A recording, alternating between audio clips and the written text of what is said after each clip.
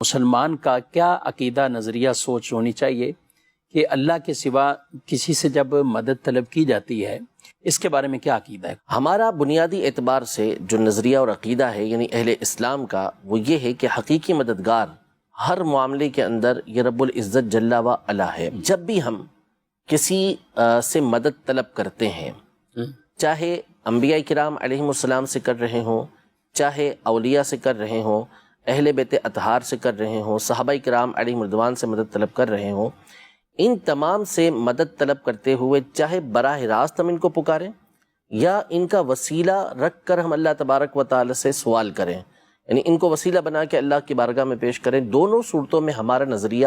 اور عقیدہ یہ ہے کہ حقیقی اعتبار سے ہم اللہ تبارک و تعالیٰ کی بارگاہ میں ان کا وسیلہ ہی پیش کر رہے ہوتے ہیں۔ حضرت سیدنا ربیعہ رضی اللہ تعالیٰ عنہ،